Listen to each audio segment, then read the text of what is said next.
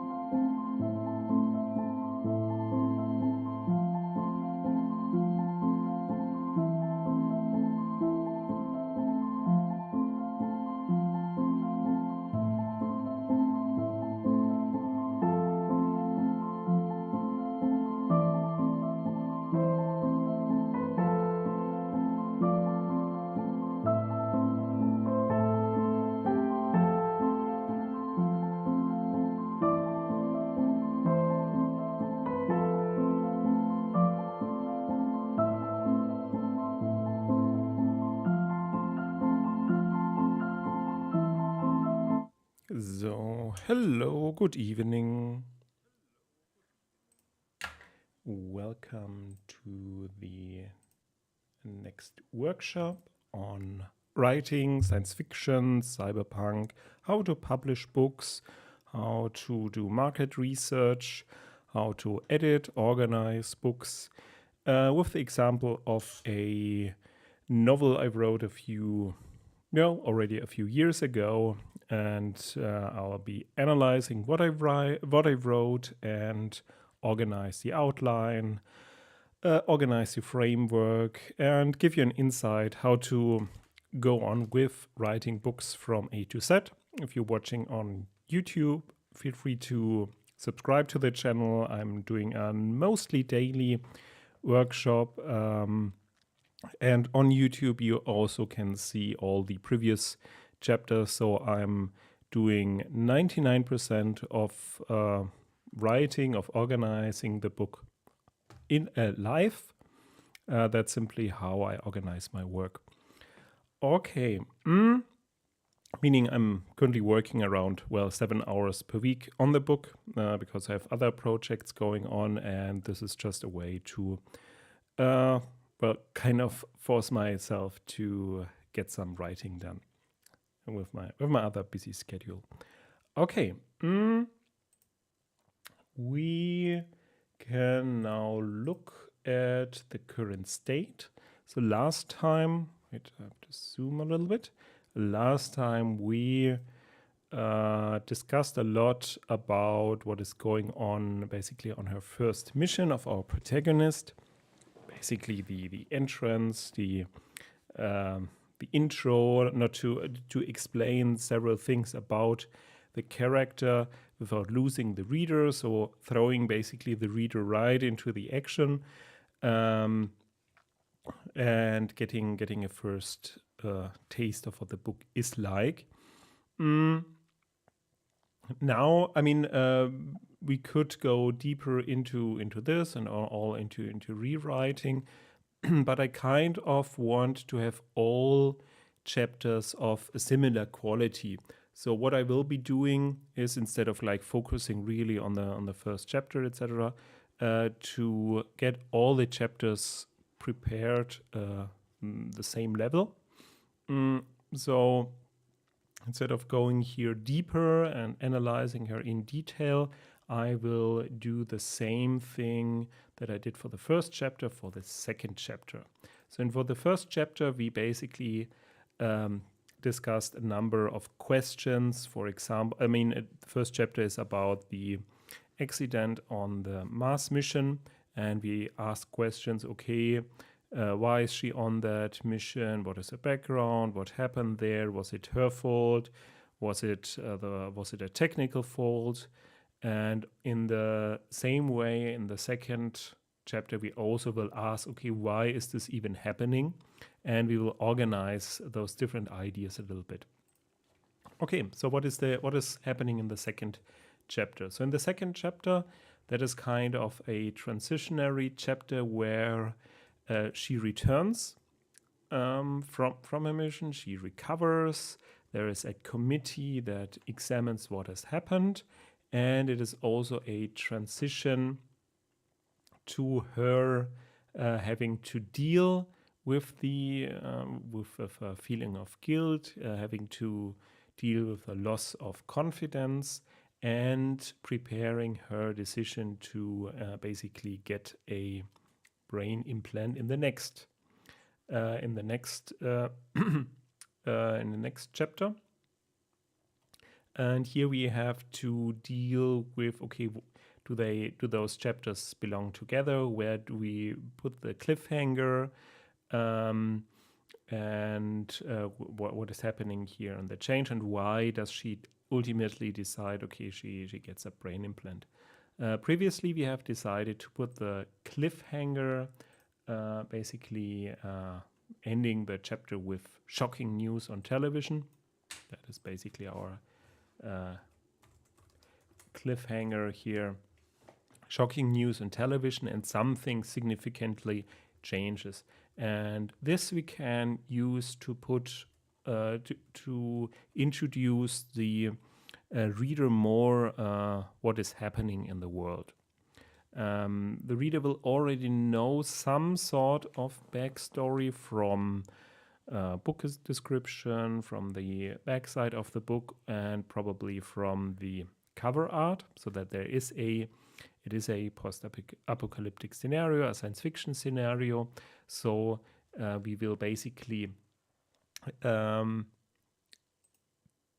not tell much about it in the first chapter. So we will basically have that clean of significant backstory.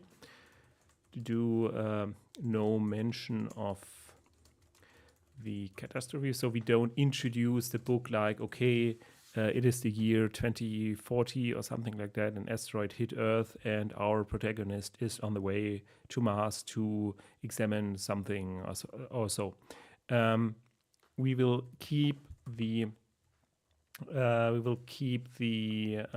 reader here mostly in the dark, and focus here in the first chapter on the character, and in the second chapter we can start giving some backstory in terms of news that are going on, or in terms of technologies that are there, but we will keep it mostly in the dark. So the protagonist will act in the world as if this is normal. So let's say let's say we have a movie about the current pandemic. So would you have like a first scene, let's say it is also in 2022, would you have a first scene where they I don't know, sit in a restaurant? Do you remember how it all started? Yes, I remember it in March 2020. And where were you in that? I mean, those conversations happened, and they're an easy way out. But I mean, you don't have those conversations anymore now. I mean, you might have it, but not like, okay, like you sit down and just talk. You probably already discussed this topic a lot. So in the world, it is already a few years ago. There are some issues, I mean, that simply remain. But those issues have already been dealt with emotionally, as well as a society, or in terms of logistics. Maybe the food prices are higher or something like that, but it's not like people running around in the streets. Did you hear this? Did you hear about the asteroid hitting Earth 2 years ago? That won't happen. So we will keep that behind. And here we maybe add as a note, don't mention the asteroid impacts until here. And this is also an advantage of using a cinematic view of the narration, because you won't have like a sentence, since the impact this and this changed or something like that. So you don't have to actually use that omniscient narrator. Meaning, if you used an omniscient narrator who explained everything, then basically you are basically forced to actually use it. You can't like just say, yeah, well, okay, here's now that situation, but you kind of have to keep explaining things while they're happening. And here we keep the more or less mystery up. I mean, it's not a big mystery and it is not the point of the thing, but we want to introduce the reader by experiencing the world as if they thought, okay, this is just a normal part. And some things might then seem odd for the reader, but on the other hand, it's much more a surprise because the reader also wants to explore. Okay, I have that, know this now, and know that now. Okay, there are somehow 8 factions, but how did they came to be? I want to know more about it, and I want to join this story basically. So that is the whole point. Okay, but we'll need to get to writing.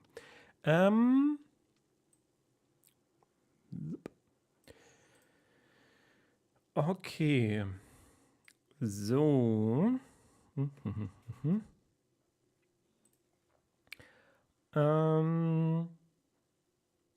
so I'm just checking about who's here guilty. So we these are actually things that happen after the whole thing. So we need to use this basically also in the next one. So the external need for astronauts will happen after the shocking news on television, so that they say, okay, we even use those astronauts that were part of a failed mission and are shaken basically. And this is actually the backstory for the first chapter, but we actually have to explain everything that is here in the second one. So let's just copy it, even though it's a little bit double. Okay, that's one thing. Then we have to add some order here. So first, the first question is, okay, where do we make the cut? Will we now describe the flight back? And I would say, okay, the flight back is boring. I mean, what will happen? The only thing would be, okay, she's wrestling with her thoughts, but she will also wrestle with her thoughts then during the committee. And she will also wrestle with her thoughts later on. Again, if you look like in movies, for example, again, Sully or so, they don't show the months leading up to the committee, as if I recall correctly. I mean, it basically jumps forward from the accident, landing in the river, to the actual committee where they are examining it. So we could jump right into the committee where she's basically already back on Earth, and she now has to explain or retell the story in front of the committee. So it's more a a story like, well, not a detective story, but a trial story or so. So let's just put it down. And again, this is the goal. We need to basically tell the reader, okay, it was an engineering problem and the other people died, etc., etc., etc. But instead of starting now as a narrator, okay, in hindsight, it was an engineering problem and it was not her fault, but she keeps blaming herself, etc. We start right. For example, start right on the day before the committee. So I don't know. She's in a hotel. She talks to a friend, and we will describe how visibly shaken she is. Question is if we, I mean, that would be, does she take, for example, medication or something like that? Does she take medication, for example, I don't know, sleeping pills or something like that, to really express, okay, she seems to have deeper problems than just, okay, who's to blame. And so yeah, so in this talk we can put a lot of things. Then maybe she looks through memories. I don't know, photograph is also, I mean, photos. And she might look. Question is, does she watch TV? Does this add anything to get her mind off the case, or do we want to put anything on television? Like, okay, tomorrow is the big thing. So is there something on TV about the committee? Then the question is, okay, is it even a public committee or a secret one? Here's the question, okay, what, and now we have to get actually in the situation that is currently on Earth. What value is a public committee for the organization? And here, I mean, if you compare it with the Challenger explosion, that was more or less a public investigation with because NASA was involved, and basically, I mean, it is a public organization, and in this case, it might be because it's private, because it's part of that space organization. Church for Tomorrow, it might be a private committee. Is it a private committee? So these questions need to be answered, and then we switch to the or jump to the committee. We can say she is tired. She needs to drink coffee to wake up. So again, to create the foundation, okay, she's really shaken by the whole incident. Now the question is, okay, do we want to re-explain what has happened? And here's, I mean, as a writer of the movie Sully, I would they probably ask the same question. Okay, they show basically, okay, how the plane went down, and should they, I can't even remember if they do it this way, and then should they show it again? I think that's actually I want to check out.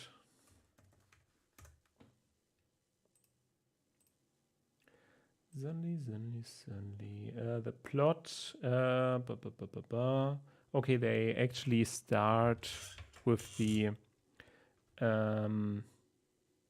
Yeah. So well, let's just read. I mean, the point is, these are templates that we can use that are successful. Why not reuse them? The only danger is if we just outright copy it, and if it's nothing different, because then it's a trope. Okay. So, So, on the afternoon 2009, Captain Chesley Sullenberger and First Officer Jeff Scarles board U.S. Airways Flight 1549 from LaGuardia Airport to Charlotte Douglas International Airport, and 3 minutes into the flight at an approximate altitude of 2,800 feet, 850 meters, the Airbus A320 strikes a flock of birds, damaging both engines. Without much time to think, they judged themselves unable to reach nearby airports, Teterboro Airport being the closest, and Sully ditches the aircraft on the Hudson River. Though with mild injuries, the crew and passengers evacuate without any fatalities. Sully is hailed a hero, but the incident leaves him traumatized. He tries coping by drinking alcohol, but finds himself unable to escape the attention from the press that is not only targeting him, but also his family. Still in New York City for investigation reasons, Sully learns that preliminary data from ACAR suggests that the left engine was still running at idle power.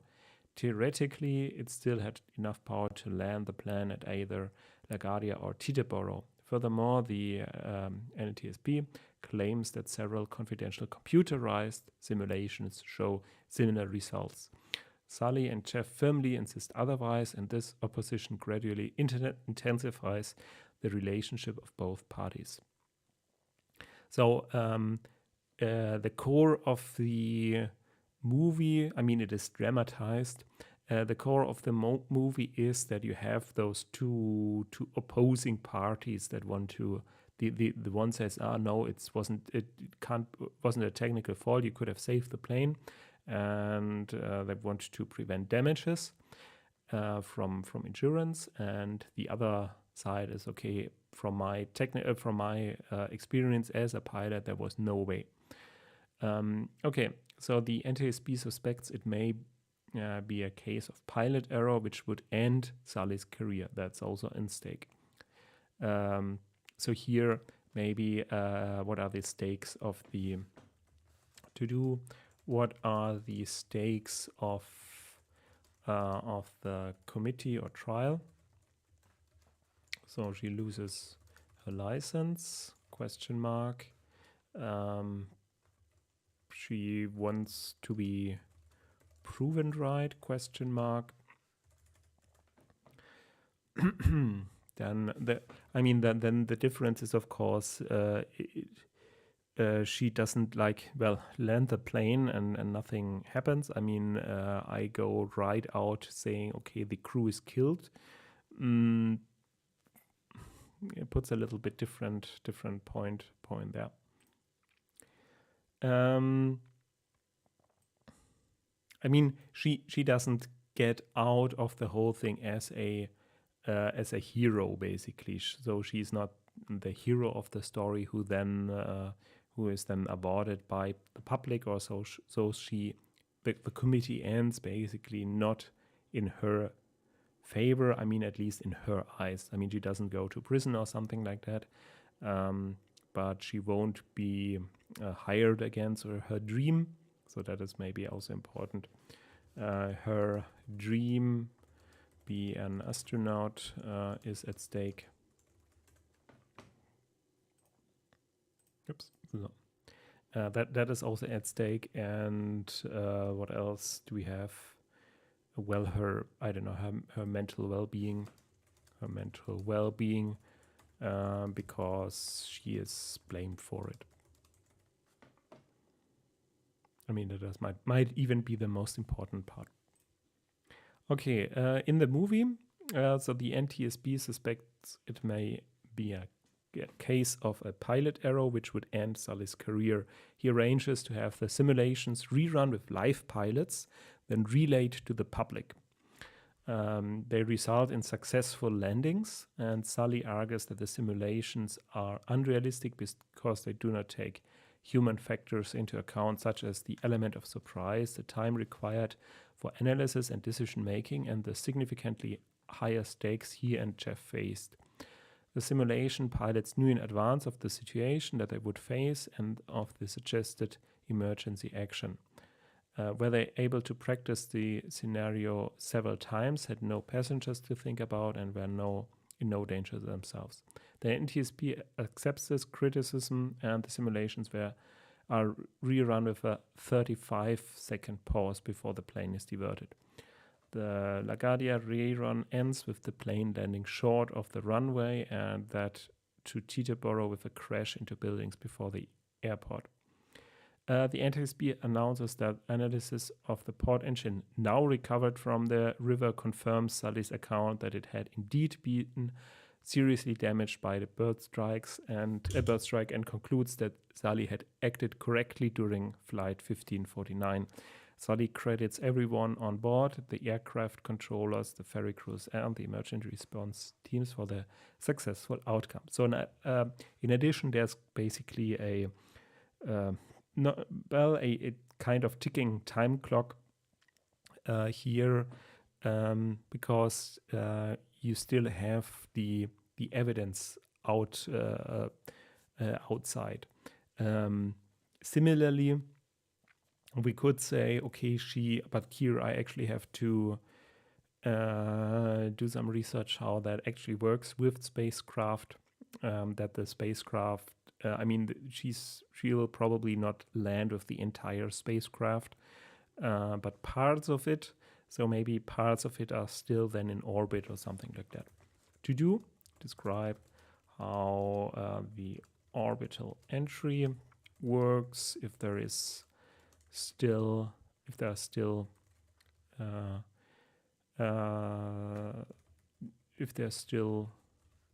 debris in orbit or something like that, or if she, like later in the story, she will dock on a space station. So maybe this is also a development in the story. So maybe at this point they actually have to exit the spacecraft and go into a capsula and then drop down to Earth. And maybe the advanced version, then years later, they start and leave Earth always from a space station. So to do maybe progress in the story, they later, or when she returns from Venus, she docks with a space station. But here she has to drop down in a, I don't know how they're called, pod, and leave the rest of the spacecraft in orbit. Something like that, and then maybe it is recovered. So, and recovery in progress, recovery of the spacecraft in progress. And here we could describe technology of space debris recycling or something like that. I don't have it in the game, but it could be an interesting technology. And then analysis shows yes, it was a technical fault. Still, we need to leave open a certain that she still doesn't trust space. At the end, to do. So these are all like to-dos in terms of, okay, whatever we write, we will then recheck the text. Have we fulfilled this idea? Have we explained that plot point? So at the end of the committee, she is relieved, but still doesn't want to work as an astronaut. And maybe there's a small small punishment, or so. She's excluded from future space missions, but she can still work on Earth for the organization.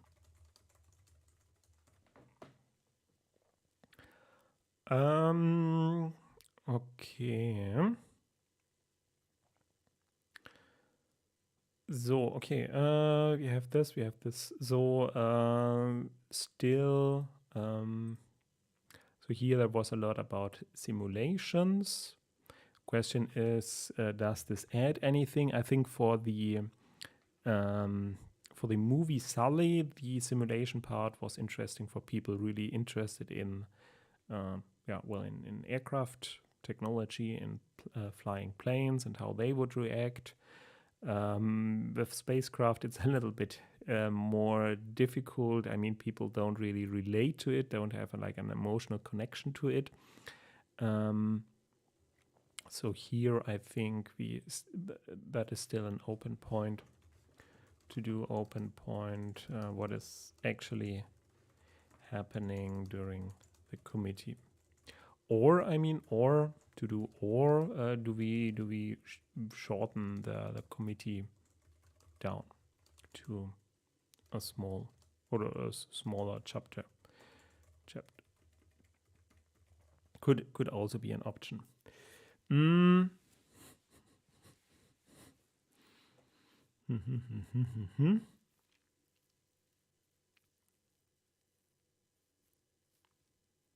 Yeah, so the only thing I'm still a little bit unsure is the outcome of the investigation.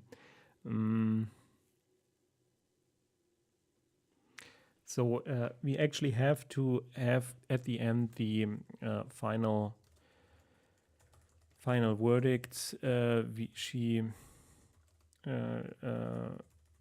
First she acted overconfident. She should have checked A, B, and C, or she could have checked A, B, and C. So some sort of violation of protocol, but the ultimate cause was technical fault, and it's unsure if she was directly responsible for the death of the crew, simply because she was not the commander.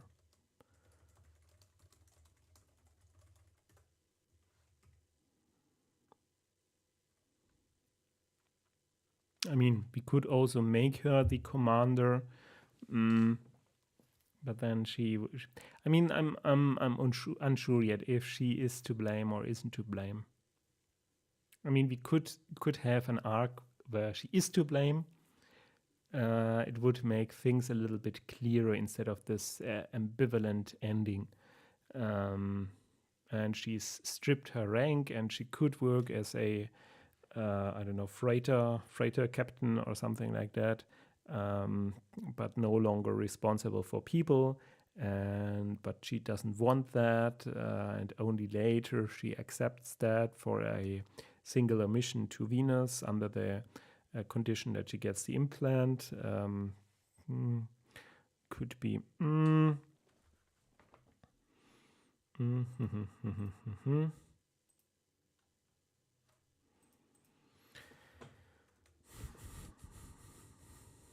Okay, let's look at it. She acted over.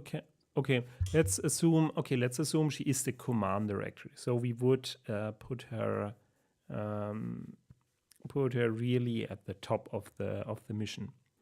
So we would really have to describe, okay, what could she have checked for, and why did she violate protocol? Why did she violate protocol? and I think I have to check with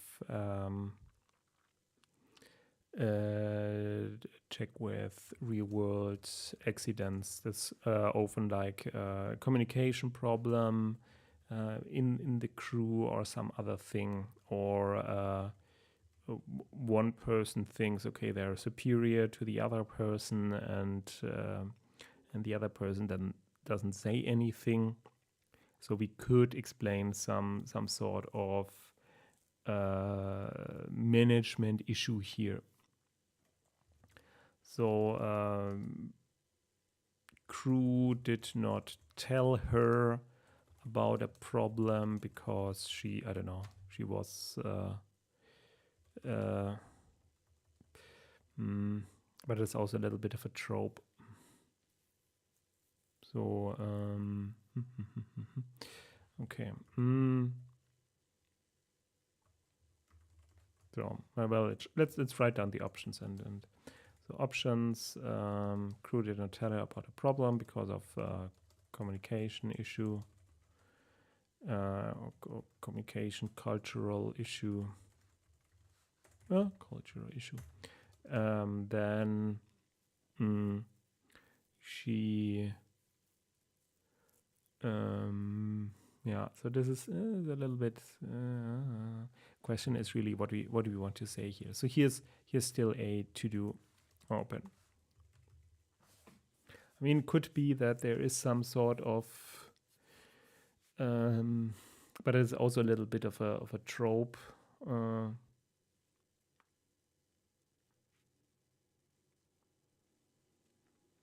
Well, or that she isn't accepted as a captain or as a commander.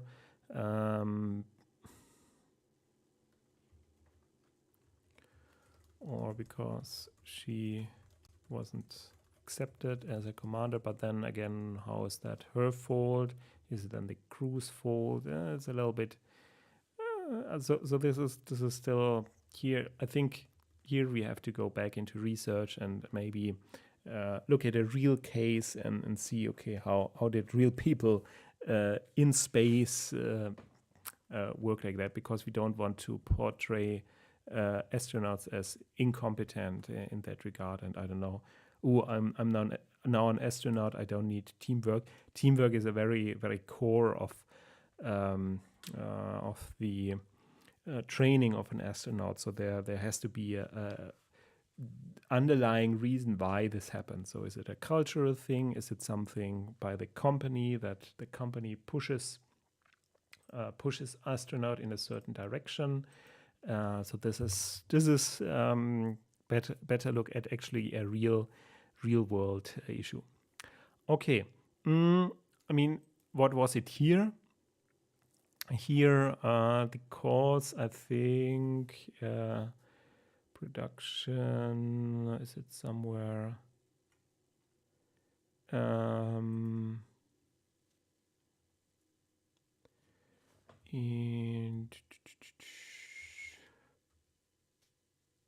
Yeah, I mean here I mean it was dramatized. So here is a dispute of the depiction of the NTSB. Here, I mean they're criticizing that basically they're made the bad guy in the whole movie.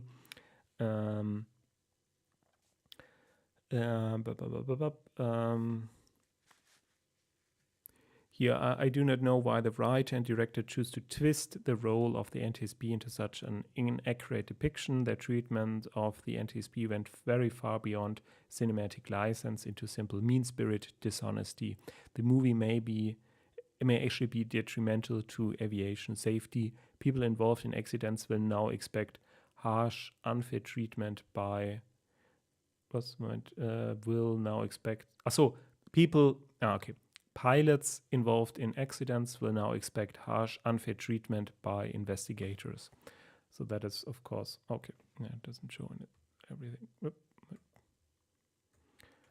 Have to zoom out a little bit. Yeah, okay. Wait, a little bit. Okay, just show everything.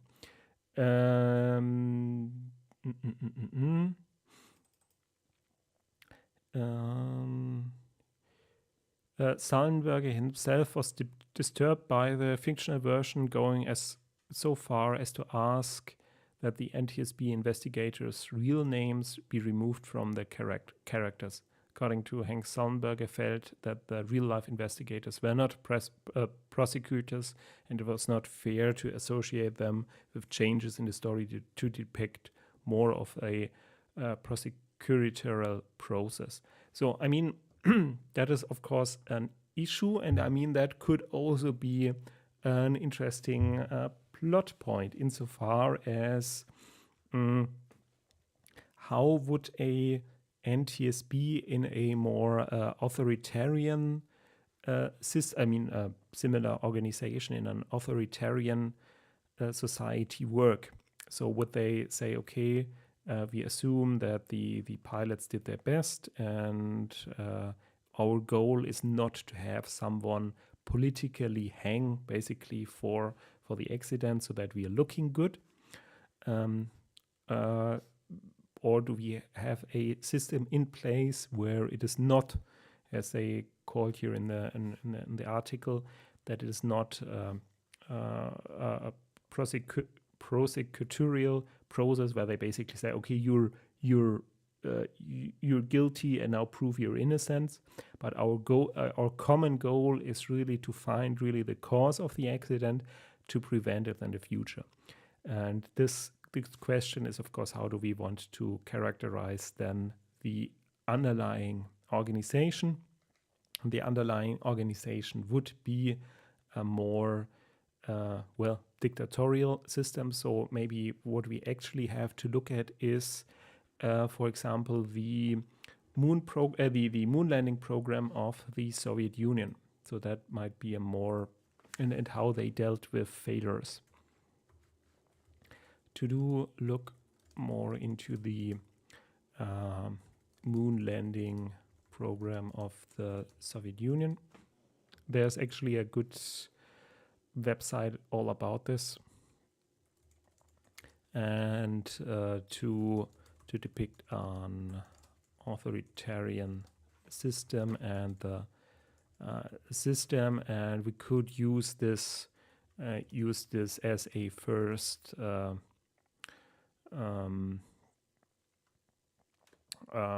basically seed for her character to change her ways, that she thinks maybe, okay, what will happen to other pilots or to other astronauts speaking out? Will they expect persecution? First step in her transformation to leave the organization. And we could just use this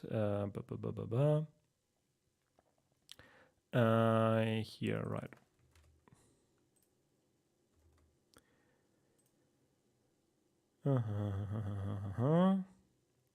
Yeah, so this one here, pilots involved in accidents will now expect harsh, unfair treatment by investigators. So they could even go out as far as officially stating that, and really to say on television, so to say, yes, it was a technical fault, but it was her spacecraft, so she is responsible, no matter if it was ultimately a technical fault. So maybe a public declaration or public statement, it was a technical failure, but she was responsible. She's the commander, so it's her fault. She may never fly again, or only I don't know, as a freighter captain or something like that, captain or work on Earth. So this could be a little bit more extreme, and to really characterize how they do business in that thing. So they zero tolerance, but going as far as also including people involved. So this would be an interesting characterization, and she's, of course, and she feels judged unfairly, and maybe she wished for a more fair trial where she didn't have to show her innocence or prove her. And she wonders also about the safety of future missions. Challenging is, of course, we can't go too far because otherwise she will not accept another mission. Oh, so it's a little bit. Okay. So we are a little bit more closer than what is actually happening in the committee. I will look more here into research, maybe I'll just find a Soviet moon landing program.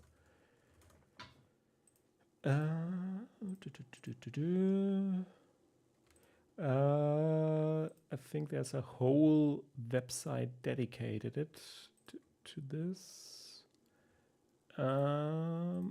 Maybe I find it.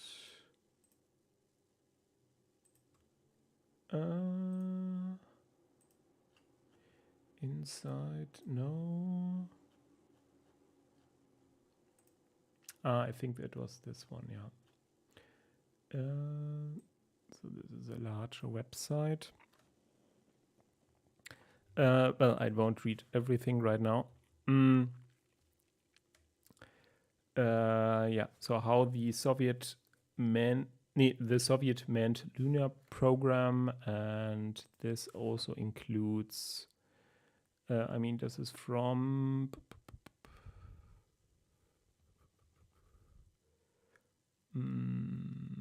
disaster strikes.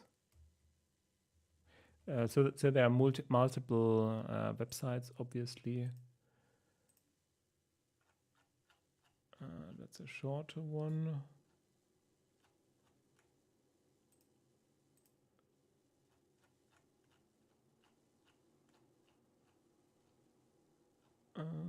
Yeah, and this one I will also read. And this one, both from Wired, Smithsonian, and FAS.org. Yeah, so I will read this until next time, so I won't do like research in the live stream. I mean, I'm doing a lot of like project management, and this is of course part of it for the people to trust the process. So there isn't much here. So there's, I think, more here.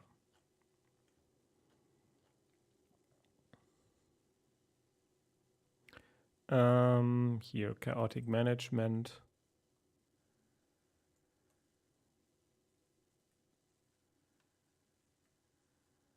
Here, basically, it's a lot of decentralized stuff on the Soviet side, while NASA was more top-down organized.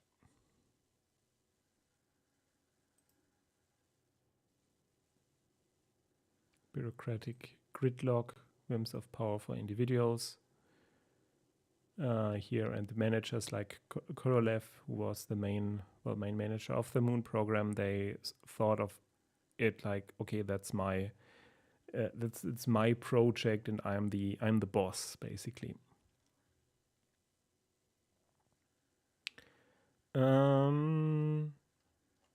Yeah, so this is very interesting. I will read through that until next time. So this is mostly, okay, why did it fail? And of course, the organization doesn't want that to be official, or it will be skipped or something like that. So the organization does not want it to be public. Maybe during the committee, certain things will be skipped. She will be interrupted if she if she tells something about I don't know, about a broken system or something like that. So it's a lot of it will be a very political committee, and until they actually reached not like the truth, but what everyone can agree on, where they could put blame on. So the result is not the truth, but the what the committee can agree on. I mean, NASA wasn't that much better in that regard when they researched the Challenger catastrophe. There is a movie or something like that with Feynman, who is actually part of it. Feynman Challenger catastrophe.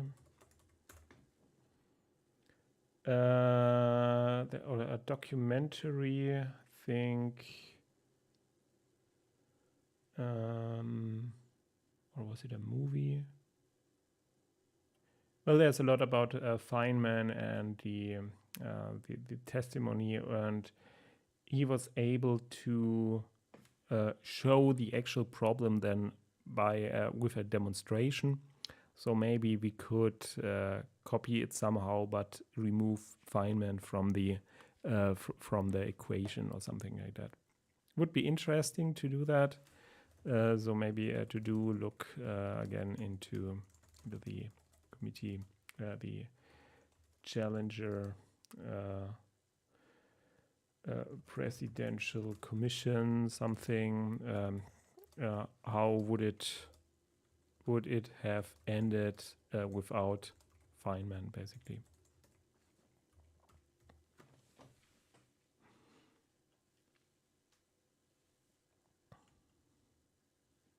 So to have basically a reference there. Okay, so we kind of have this. There's more to do really in detail, but again, the result is okay.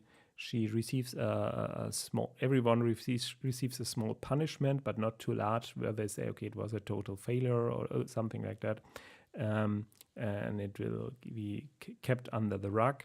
And this is a first thing where she's shaken in her belief of the organization, because now she knows how it really works.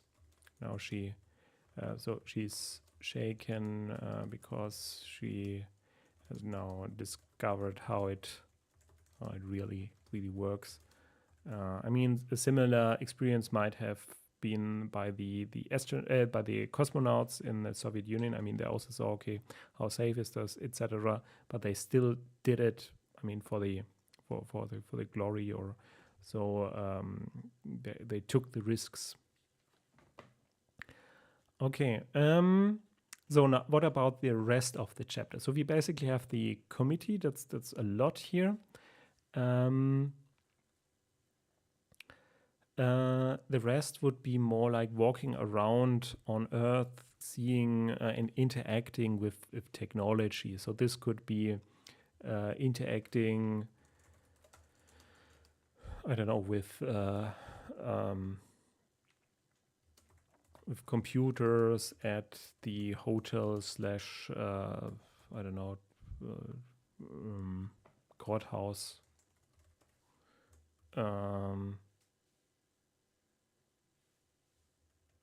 So, or they have holographs during the committee of the spaceship,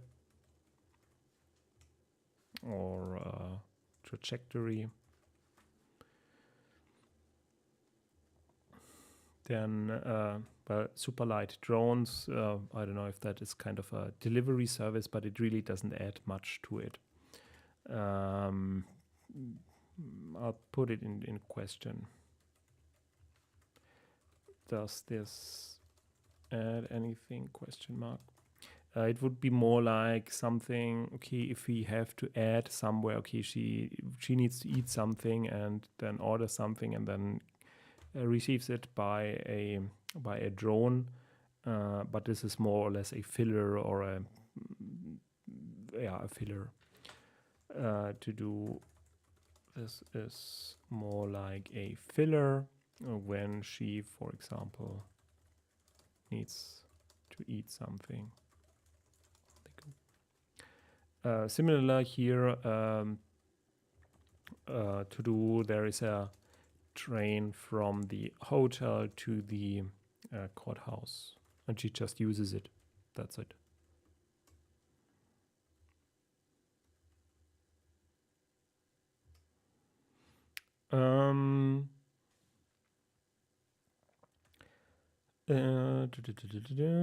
So what about the social credit system? So virtual reality we have here above. What about the social credit system? I mean, it's when she goes out and buys something. We have already the maglev train. Then okay, facial recognition. I think we don't have that yet as a quote. Let me check.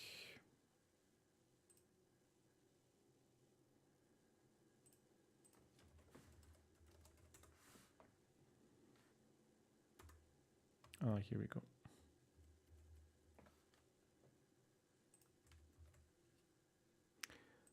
So the quote is by the International Peace Force.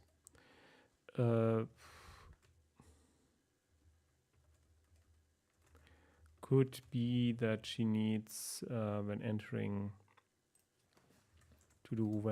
entering the courthouse, she is scanned. Question if this quote here applies.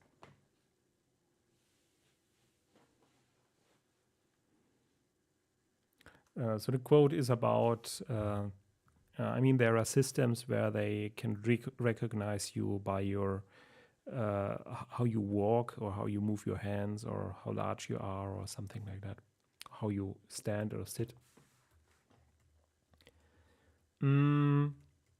So the question, do we want to have a social credit system somewhere in there?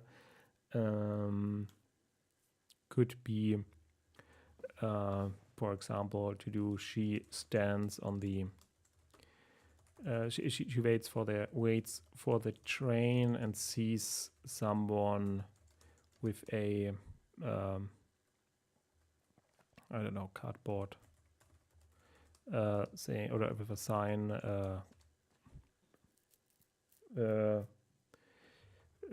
please, I don't know, please rate me so that I can use this train, something like that. If you know the Black Mirror episode where the woman wants to visit marriage ceremony and she has to travel and she's running out of stars, I mean out of ratings. So everyone rates everyone else with every interaction, and she needs now additional rating to take a car or use an use an airplane, use the train, something like that. So this would be just something she sees on the side, which isn't like really the focus of the story, but really paints a picture of maybe not everything is that clean or what's going on there in the background. And this is happening before she goes to the committee where we accept something like, okay, it's a NASA committee where it's all orderly or so, but it's really very political. Could mention technologies that prevent climate change. I don't know, wind farms, solar collectors, while she's traveling on the train.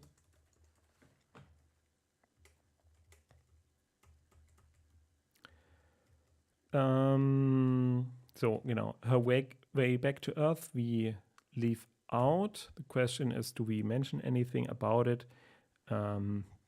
maybe somewhere in retrospect. So after the committee, we could say, okay, now she goes through a phase and has to cope with the failure. But I think we can keep that short. Keep it short. We already implied use of sleeping pills. The result of the committee. Maybe she maybe not breaking down, but feeling defeated. So something where we say, okay, it's now a downer, and at this point, here the chapter ends also as a downer. So the chapter ends with her being at the lowest, and then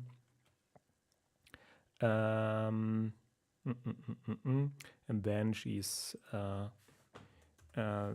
so she's I mean, we could all go through there. Okay, she has then deal with her family and friends, etc., social or feedback, backlash, media. But we could all skip that. But it feels a little bit too quick if the committee ends and then suddenly something happens. But it's also a little bit strange if you say, okay, the committee ends and then 5 years go by and then she sees something suddenly on television. So maybe we'll put also a to-do here. So I like putting to-dos everywhere. Here. I like putting to-dos everywhere simply so that I have basically a checklist where I then can go through and I know then, okay, all my ideas are processed. You might be doing a little bit more orderly. So, welcome from Peter Fry. I'm doing this in English and I'm working on a novel actually about a future society where there's kind of a downfall of the United States. And we follow a character going through living in an authoritarian system and slowly discovering, okay, maybe this is not the way to go. So it's not my usual COVID or conspiracy thing. But if you want to join, and I do it also in English because the novel is in English. If you want to join me writing, I do this every day at around 9 o'clock. Just subscribe to the channel. Okay, there's a comment. NASA is a centralized top-down system. I mean, kind of, but NASA relied on a ton of subcontracting to American industry. Well, I mean, compared to, I mean, I refer to it in terms of the moon landing, and I'm referring here just to the just to this article here in the Smithsonian.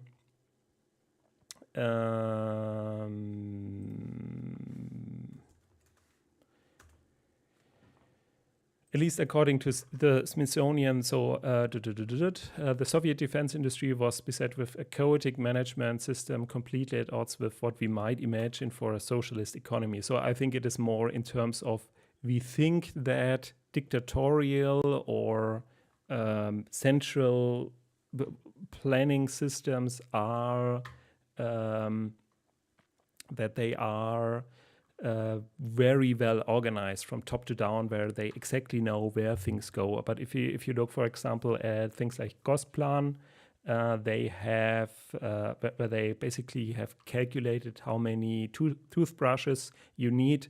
Then you see, okay, isn't that good a system because it lacks all the information that a more market-oriented system has. So this is often a little bit the misconception. You will find it also in military, for example, dictatorships, World War II. On the German side, sure, it was a dictatorship, but the actual command and control structure they had was totally chaotic. And the structure on the ally side, on the allies, the US, etc., they were much more top down. So that is the point here. So it is a little bit of a misconception in that regard.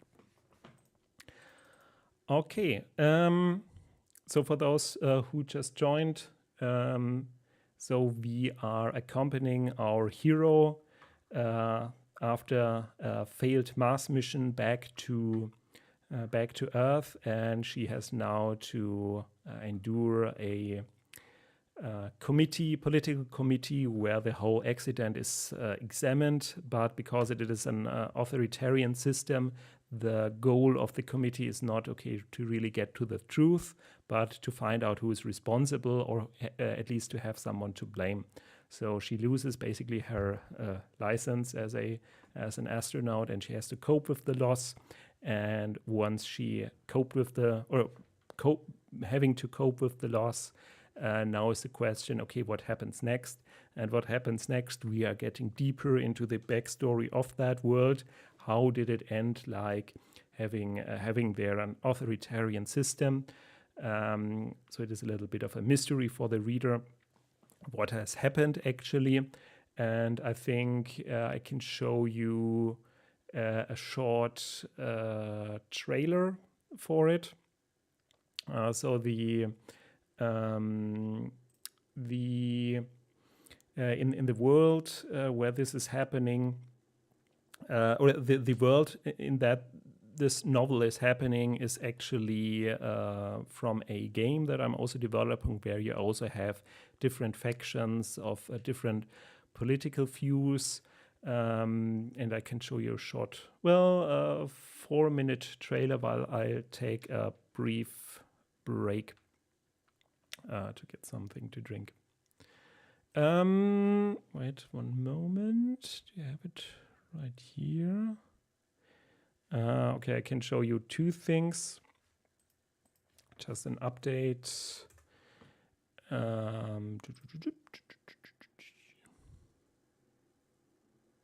Okay, I have it somewhere else. So yeah, so I can show you an overview. I'll show you directly in the book. So I'm basically writing another book where I am describing the world, basically the background research, and basically a novel to, in quotation marks, test that world and see if you can write a story in that world. And one point is really that the world has split into a number of factions. I can show you those factions briefly. Where you have different political views, and they're all basically extremely towards something. You have the people who say, okay, we need to merge with the machines. And you have on the other side the people who say, okay, we must not merge with the machines. Those are basically the conspiracy theorists here on that regard, and their opposing force is basically, or their opposing faction is basically the people who say, okay, we basically have to merge with the machines. And you have China and Russia, basically the current conflict there, and basically paramilitary on the other side. And you have people who want to flee Earth, basically, and build colonies on Mars or on other planets. And they say, okay, forget Earth. Let's put all the resources into industries, ignore anything concerning climate change, or so Earth is lost. We need to leave. And their opposing forces, they say, okay, the opposite. We have to change our energy consumption. And you basically have also the hedonists who say, okay, we can build robots, let's automate everything. and on their and build us a nice life basically. And on their other on the other side, you have Facebook. You have basically a corporate empire that says, okay, we want to monopolize everything. And for the reason why this has happened, I can show you a brief trailer.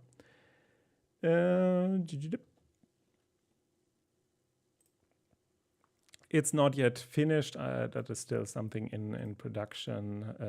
Just checking, where did I put it? Intro from, I think this was the one. No, that wasn't the one. Okay, I have it online.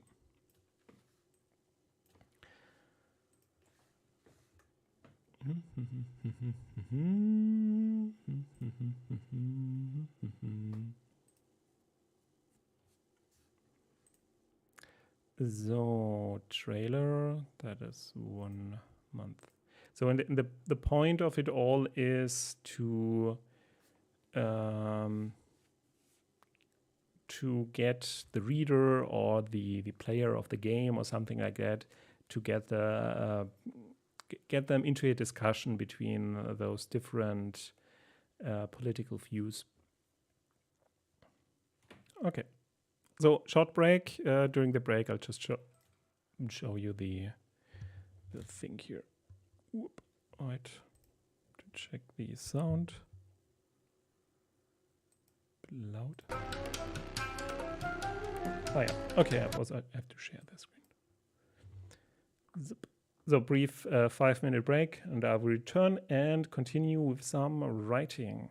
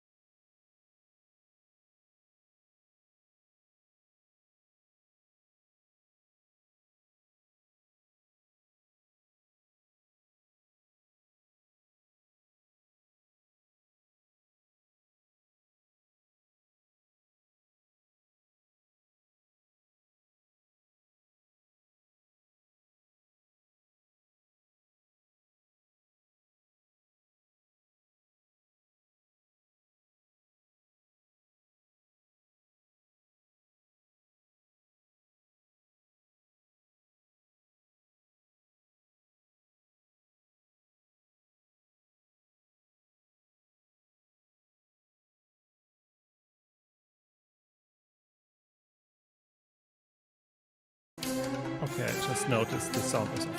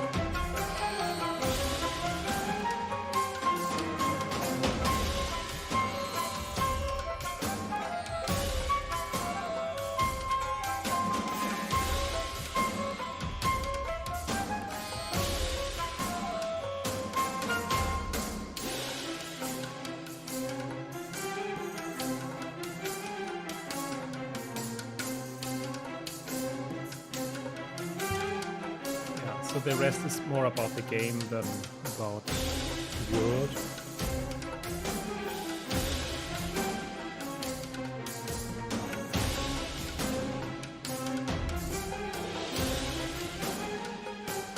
And you always need to kill a robot.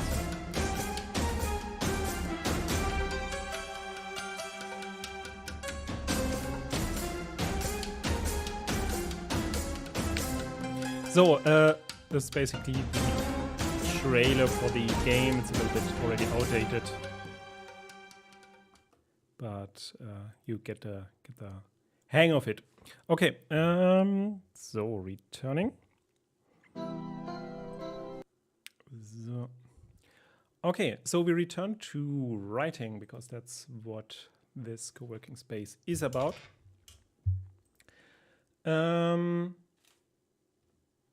Okay, so we were here at the cliffhanger. So she went through, our protagonist, she went through the committee. She lost her rank. She won't have a future, or she won't be sent to the next mission, basically. She is at her low point. And the open question is, okay, to do how much time goes by between the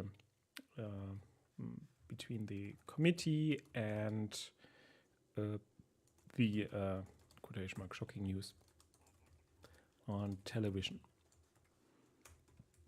So this is still an open question, currently a little bit of a plot point. I mean, she just returns, goes back to a hotel, switches on the television, and then sees it immediately. Seems a little bit. I mean, we already had this high suspense event in this chapter, and now we say, okay, bam, the next thing happens.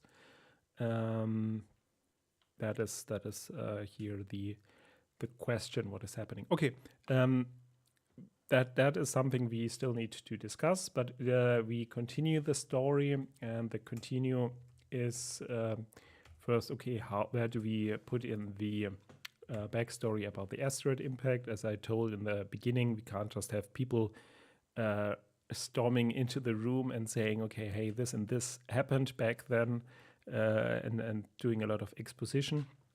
So this is still something we need to find a place for. So this is, we need to place here somewhere.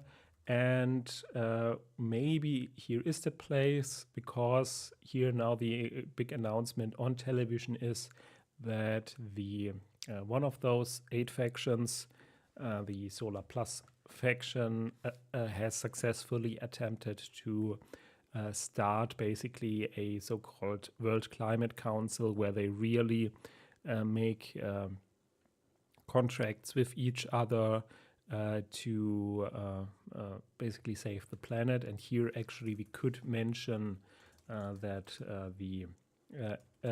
mention the asteroid impact here, and the maybe we have a short presentation about the consequences in the last few years, or in the last 10 years, or last X years.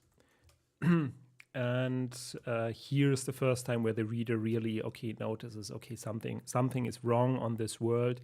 This is not normal. This is science fiction, but it is the present world, and it's not just like something far into the future. It is something that could have happened here on Earth, or could happen here on Earth, and the asteroid impact is somewhat an allegory for example, what's happening now: demographic changes, breakdown of the international order,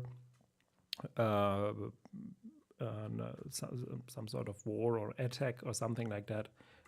Could be an allegory for it, and climate change itself.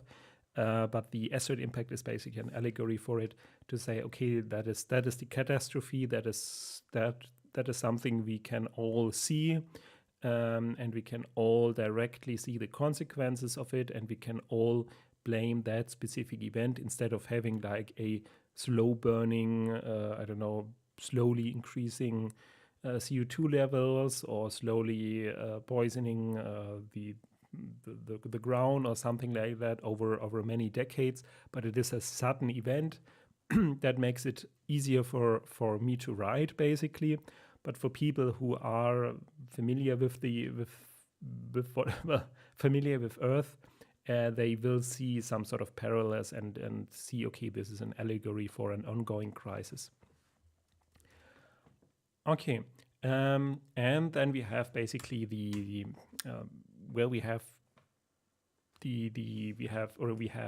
7 factions signing the agreement, but we have we have a debate going on, and this could actually be a separate chapter. We have a debate going on, and where they basically clash in terms of their ultimate values as a faction, as one of those 8 factions, and the Solar Plus manages to get everything on board, except basically their direct opposing force. So they're here, and their directly opposing force is the Church of Tomorrow, who says, okay, we're a conglomerate of rocket producers plus idealists or something like that, who want to build a colony in space. And here we basically, as a writer, if you develop this novel, I mean, really into text, we have to create here another climax here of the story. Okay, they're signing. I mean, we first introduce the reader to a problem and then immediately show the solution, and it seems a little bit anticlimactic because we are basically introducing a stylistic device that is also called a ticking time clock, where we say, okay, we're now increasing the suspense by saying, okay, the Earth, climate, etc., humanity is in danger, and we need to do something. And we immediately show, okay, here they have a solution. They come together. They're already in the signing stage. So we're introducing the ticking clock and immediately removing it away. So it is a little bit anticlimactic. It's like in music, if you use suspense introduction in the first part of the piece. So you immediately start with a very loud bang, and then basically drop down and immediately resolve it, and it is quiet again. So it's a little bit strange in that regard. So it falls quiet because they are immediately solving the problem. But the 8 faction, Church of Tomorrow, says, okay, no, we don't go with that. So they're clashing. Solar Plus clashing in speeches, and then basically the Church of Tomorrow walks out because they protest the plan, and they walk out, but their industries are shut down, and then they basically declare war. Of course, it's a science fiction piece, so it has to be with robots, of course. If you know the movie or the series Raised by Wolves, that is a little bit like that. You have like a spacefaring faction that is also into both into religion as well as into robots. So they're a little bit on the curious side. So, and then basically this chapter ends with basically basically a surprise attack on the captured industries, and CET plans to retake anything that is occupied, and maybe they also align some allies and work together with other factions in that regard. And here, of course, the again this graph comes in handy. So who are they maybe working together? So maybe some people or some factions here on that side. One of those other three factions that are basically closest to their ideals. So another dimension here between those 8 is a acceptance of technology and of the idea of humans growing beyond their basically biological heritage. And that is, for example, here with those with Cybernetics Inc. as a representative, so that they are for the idea, okay, we have to merge with the machines. And here as well, they're okay with that. I mean, they just use technology to basically build better consumers here. While the other factions, for example, the purists say, okay, no, we basically have to return to a state of, I don't know, 8050 or something like that, 200 years ago, and return to a life in nature, something like that. While they are here, those paramilitary troops, they say, okay, whatever we need, and the whole science fiction tropes of implants, of cybernetic limbs, etc. They're proponents of that. Here and there also for technology, and they're just for basically returning also to a previous state, but supported by automation. So if you know the by Philip K. Dick, the short story, well, also called Autophac, where you have basically people living near a factory that produces everything that village provides. So it's like Amazon on steroids. They just give you provide you everything with everything they have. Very nice story with a little bit different take in in the Amazon electric sheep story. So how's it called? Amazon electric sheep. Okay, do androids dream of electric sheep? Though they have it's part of that series. So I took the liberty of some using some inspiration here. Okay, so they work together with other factions. So maybe at this point maybe explain the different political alignments. So it becomes now more a political thriller suddenly. I hope it's not getting like a 500-page book at the end. Yeah, we'll see. And again, you have another reference to a technology, so we can again describe the technology they're using. Again, is a little bit sort of exposition where we say what type of machines they're using. And for them, it's robots. They're robots, rockets, and they're sending those. This would be basically the end of the chapter. So basically, it starts right on the day before the committee. So we skip the whole travel back from Mars back to Earth. And it ends on a basically cliffhanger. Okay, war breaks out. And she was just thrown out. So basically at a low point of the book. Our hero, basically, that we were introduced at the beginning, she doesn't win the committee, she loses it. War breaks out. She's really at her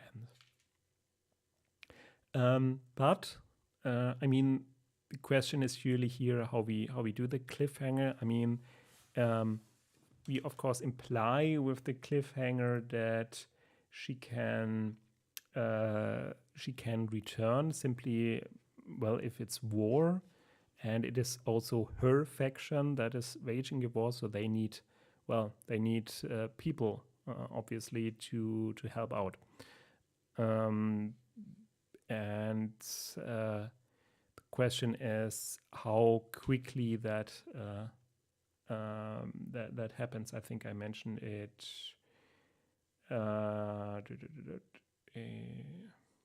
So how much time how much time goes on between the committee and the shocking news, simply because of the question, okay, she was just reduced in rank, and now she returns because they need new soldiers or something like that. So this will next time, tomorrow at 9 o'clock, will lead us to the next chapter, where we again will examine the open questions, the plot holes, the backstory, the open questions about what I need to research. Will lead us to the third one.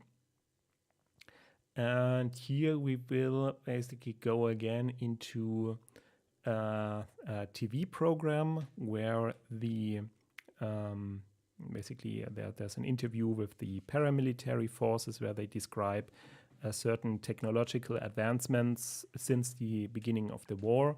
So again, the question is to do how much time since chapter 2.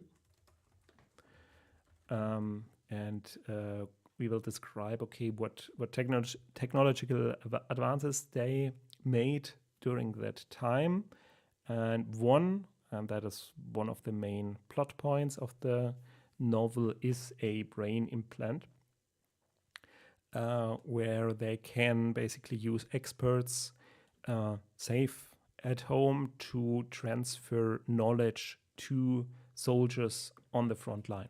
So this basically helps, or different experts can then help out a soldier on the front.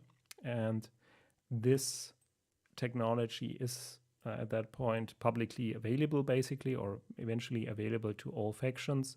And the story is then, okay, she will be rehired, our protagonist, by the Church of Tomorrow, and she will be sent to a space mission. Here, of course, the obvious plot point, okay, there's war.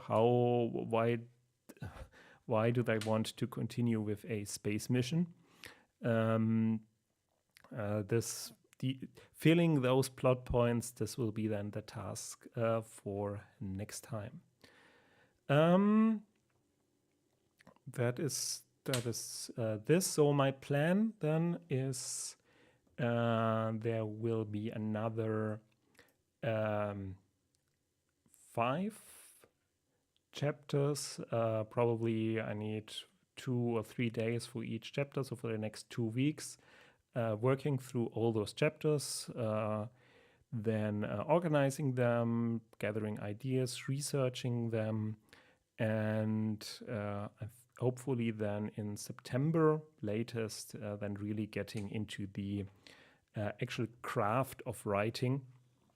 And I mean, that is basically then just to turn ideas into dialogue, into descriptions, into actions that the characters do, or characterizations, how they look like, how they speak, etc., to paint basically that those ideas on the canvas called novel. In between, I will do a few episodes on publishing books. So if you're interested in that, I already did a few. Also about market research, keywords on Amazon or other platforms, and then eventually start a pre-order of the book. So this way you learn everything from the first episode, from getting into a proper editor like this one, Overleaf, doing the individual, doing the market research at the beginning, all those different keywords, etc., searching on Amazon, which are popular or which do not fit, to outlining, to actually writing, to starting a pre-order, and combining that eventually everything with a Kickstarter, and eventually building a big universe with other products. In my case, just the card game that is basically a story generator. Okay, then thank you for watching, and we will see us again tomorrow, same time, 9 o'clock in the evening, or 3 o'clock in the afternoon if you're living on the other side of the pond in the US. That regard, thank you very much, and have a nice evening. Bye.